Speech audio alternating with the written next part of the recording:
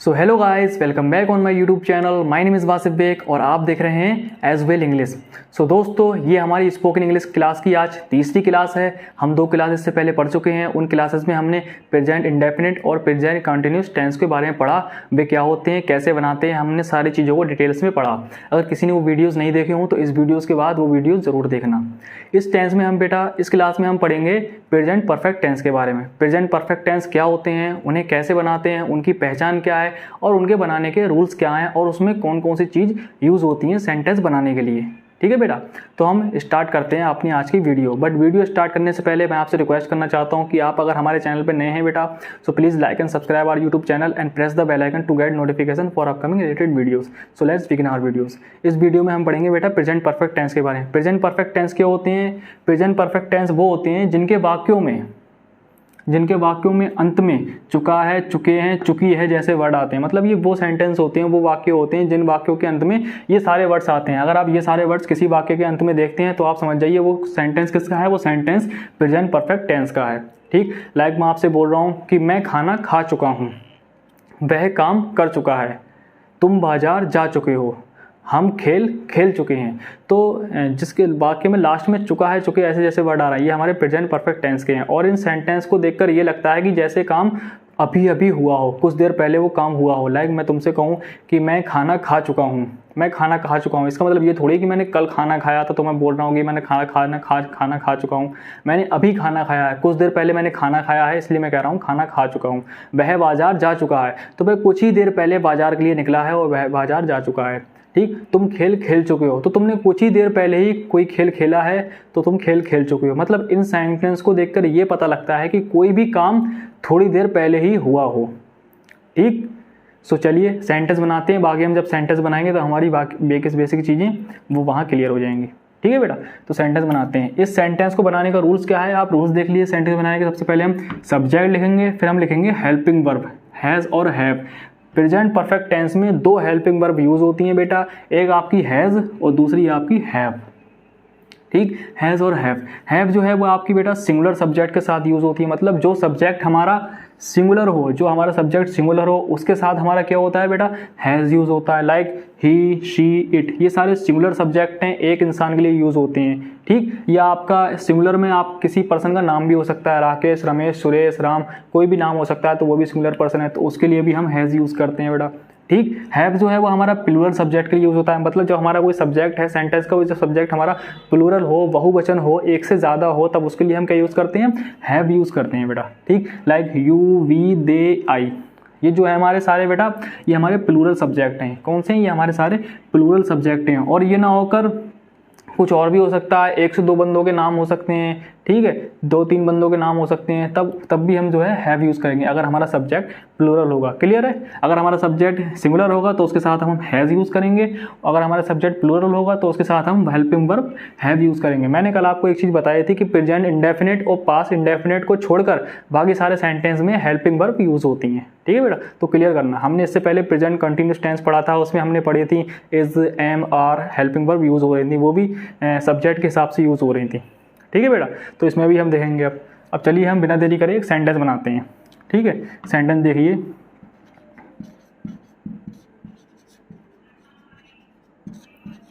मैं अपना काम कर चुका हूँ,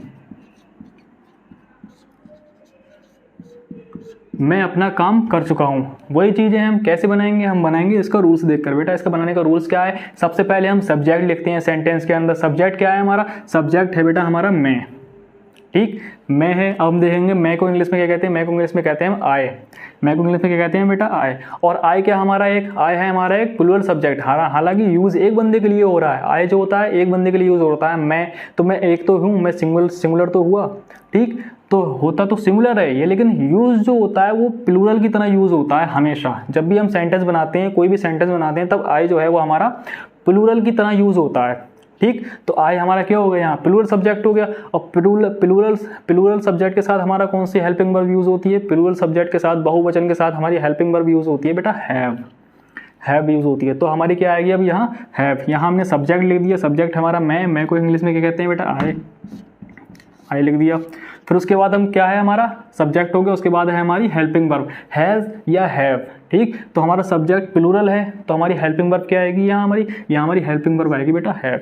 तो हमने लिख दिया यहाँ हैव, आई हैव। उसके बाद क्या है हमारा बेटा वर्ब, वर्ब की थर्ड फॉर्म यूज़ होगी। याद रखना, चाहे प्रेजेंट परफेक्ट हो, चाहे पास्ट परफेक्ट हो, चाहे फ्यूचर परफेक्ट हो, कोई सा भी परफेक्ट टेंस हो, सब में वर्ब की थर्ड फॉर्म यूज़ होगी हमेशा। हमेशा याद रखना, वर्ब की थर्ड फॉर्म यूज़ होगी हमेशा परफेक्ट टेंस में। ठीक, तो यहाँ क्या हमारी वर्ब क्या है, यहाँ हमारे वर्ब है काम करने की वर्ब है कर रहा है। तो हमारी करने को क्या कहते हैं, डू। कोई भी काम करने को कहते हैं डू। और डू की थर्ड फॉर्म जो होती है बेटा वो होती है डन। मैंने कल आपको बताया था, जब मैंने कंटिन्यूस पढ़ाया था तब मैंने आपको बताया था कि बेटा डू हमारी फर्स्ट फॉर्म है काम करने की, सेकंड फॉर्म हमारी डिड है, ठीक है, और थर्ड फॉर्म हमारी है डन। थर्ड फॉर्म क्या है बेटा हमारी, डन। तो हमारी यहाँ कौन सी फॉर्म यूज़ हो रही है, ये वर्ब की, यहाँ हमारी वर्ब की हो रही है थर्ड फॉर्म यूज़। और थर्ड फॉर्म हमारी कौन सी है, थर्ड फॉर्म हमारी है बेटा डन। तो हम ये क्या लिखेंगे, यहाँ हम लिखेंगे डन, थर्ड फॉर्म डन। ठीक, उसके बाद हमारी वर्ब के हो गए, उसके बाद हमारा क्या बचा, उसके बाद हमारा बचा ऑब्जेक्ट। ऑब्जेक्ट वस्तु, तो यहाँ हमारा ऑब्जेक्ट क्या है बेटा, हमारा ऑब्जेक्ट है यहाँ हमारा काम। मैं अपना काम कर रहा हूँ, मैं क्या कर रहा हूँ, काम कर रहा हूँ। तो काम क्या है हमारा, ऑब्जेक्ट। तो हम लिख देंगे यहाँ काम। ठीक, I have done my work, अपना को यहाँ कहते हैं my, I have done my work, I have done my work. Clear है, ठीक, क्लियर हो गई ये चीज़। चलिए ये हमारा प्लूरल हो गया, अब हम एक सिंगुलर सब्जेक्ट लेके बनाते हैं। ठीक, सिंगुलर सब्जेक्ट लेके बनाते हैं, सीता खाना पका चुकी है। क्या हो गया बेटा हमारा, सीता खाना पका चुकी है। अब हम क्या बनेंगे, रूल्स के हिसाब से बनाएंगे। रूल्स सबसे पहले हम क्या देखेंगे, सबसे पहले हम देखेंगे सेंटेंस में सब्जेक्ट। सब्जेक्ट क्या है हमारा, सीता, और सीता क्या है हमारा, सिंगुलर सब्जेक्ट है। सीता एक अकेली लड़की तो है, तो सीता क्या हो गया हमारे सिंगुलर सब्जेक्ट। तो सीता की जगह हमने सीता का नाम लिख दिया। ठीक, उसके बाद क्या है, सब्जेक्ट के बाद यूज होती है हमारी हेल्पिंग वर्ब। हेल्पिंग वर्ब क्या है हमारी यहाँ, हैज़ और हैव। हैज़ और हैव देखेंगे हम सब्जेक्ट के हिसाब से लगाएंगे। अगर हमारा सब्जेक्ट सिंगुलर होगा तो हमारी हेल्पिंग वर्ब हैज़ यूज होगी, अगर प्लूरल होगा तो हमारी हेल्पिंग वर्ब हैव यूज होगी। लेकिन हमारा सब्जेक्ट क्या है, हमारा यहाँ सब्जेक्ट हमारा सिंगुलर है, सीता सिंगुलर है, तो सिंगुलर के साथ क्या यूज होगा बेटा, सिंगुलर के साथ यूज होगा यहाँ हमारा हैज़। ठीक, सीता सिंगुलर के साथ यूज होगा हैज़, सो सीता हैज़। उसके बाद क्या है हमारी वर्ब की थर्ड फॉर्म। वर्ब की थर्ड फॉर्म वर्ब क्या होती है, क्रिया। जो सेंटेंस के अंदर क्रिया हो रही होती है उसे हम वर्ब कहते हैं। तो क्या क्रिया हो रही है, पका चुकी है। वह क्या बना रही है, वह खाना बना रही थी, वो खाना वह बना चुकी है या पका चुकी है। तो खाना बनाने को इंग्लिश में क्या कहते हैं बेटा, खाना बनाने को इंग्लिश में कहते हैं हम कुक। क्या कहते हैं, कुक। ये हमारी वर्ब की फर्स्ट फॉर्म है। ठीक, लेकिन अगर हम इसमें ईडी लगा देते हैं साथ में, अगर हम इसमें ईडी साथ में लगा देते हैं तो हमारी वो क्या हो जाती है, वो हमारी हो जाती है वर्ब की थर्ड फॉर्म। ठीक बेटा, तो यहाँ क्या हो जाएगा बेटा, कुक, कुक्ड। ठीक, सीता हैज कुक्ड। अब वह क्या बना रही है, वह खाना बना चुकी है, वह खाना बना चुकी है। तो हम लिख देंगे अब खाने को इंग्लिश में क्या कहते हैं, खाने को इंग्लिश में कहते हैं हम फूड। Cooked the food. ठीक है बेटा, क्लियर हो गया। ठीक, ये तो हमारा हो गया अफर्मेटिव। अब हम इसका नेगेटिव बनाएं, तो नेगेटिव कैसे बनाएंगे बेटा, हम नेगेटिव बनाएंगे, सिंपल है, हेल्पिंग वर्ब के साथ हेल्पिंग वर्ब के बाद नॉट लिख देंगे हम, वो हमारा नेगेटिव हो जाएगा। कभी भी कोई भी सेंटेंस हो आपको, अगर आपको नेगेटिव बनाना है, हाँ नेगेटिव सेंटेंस आया है, तब आप हेल्पिंग वर्ब के साथ हेल्पिंग वर्ब के बाद नॉट लिख देंगे, हमारा वो सेंटेंस नेगेटिव हो जाएगा। लाइक अगर मैं यहाँ लिख दूँ, मैं अपना काम नहीं कर रहा हूँ, मैं अपना काम नहीं कर चुका हूँ। ठीक है, मैंने अपना काम नहीं किया है या मैं अपना काम नहीं कर चुका हूँ। ठीक है बेटा, तो उसके बाद हमारा क्या है कि हमारी हेल्पिंग वर्ब क्या है, हैव। तो हैव के बाद क्या आ जाएगा, हमारा नॉट यूज हो जाएगा। सिंपल, हेल्पिंग वर्ब के बाद हमारा नॉट यूज हो जाएगा। ठीक, ऐसे इसमें सीता खाना नहीं पका चुकी है, ये सीता ने खाना नहीं बनाया है। ठीक है, मैं यहाँ लिख दूँ नहीं पका चुकी है, अगर नहीं यूज़ हो गया हमारा, तो हेल्पिंग वर्ब हमारी क्या है, हैज़, और हैज़ के बाद हमारा नॉट यूज़ हो जाएगा। सिंपल, ये हमारा नेगेटिव सेंटेंस हो गया। ठीक, अगर हम इसी सेंटेंस का इंटेरोगेटिव बनाएं, प्रश्नवाचक संख्या, प्रश्नवाचक वाक्य बनाएं। ठीक है, प्रश्नवाचक वाक्य लाइक क्या वह बाजार जा चुका है, क्या वह खाना खा चुका है, क्या वह खेल खेल चुका है, क्या वह अपनी क्लास ले चुका है। ठीक है, ऐसे वर्ड्स आते हैं जिसके शुरू में क्या आता है वो हमारे कहलाते हैं प्रश्नवाचक वाक्य। और इन प्रश्नवाचक वाक्यों मैंने बताया था आपको बेटा कि हेल्पिंग वर्ब जो होती है हमारी, हेल्पिंग वर्ब सेंटेंस के अंदर, वो हमारी हेल्पिंग वर्ब उठ के सबसे पहले आ जाती है। हेल्पिंग वर्ब उठ के वाक्य में सबसे पहले आ जाएगी, हेल्पिंग वर्ब उठ के। ठीक, उसका जो बनाने का रूल्स हो जाएगा वो आपका हो जाएगा हैव। यहाँ हैव या हैज़ आ जाए, हैव हैज़ जो है वो आपका आगे आ जाएगा और सब्जेक्ट जो है वो हैज़ हैव की जगह पे आ जाएगा।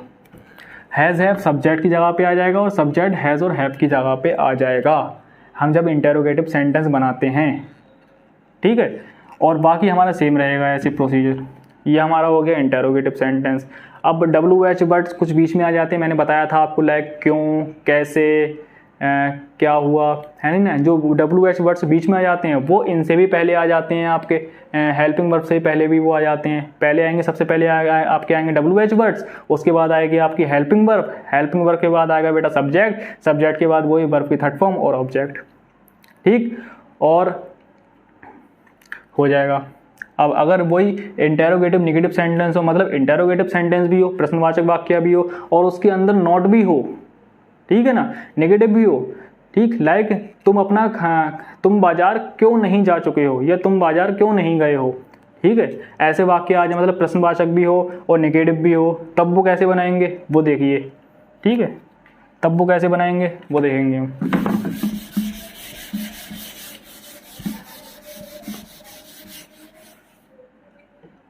तो देखिए बेटा, मतलब जो क्वेश्चन मार्क वाला वाक्य भी हो, नेगेटिव वाक्य भी हो, वो हम देखेंगे कैसे बनाएंगे। तुम बाजार क्यों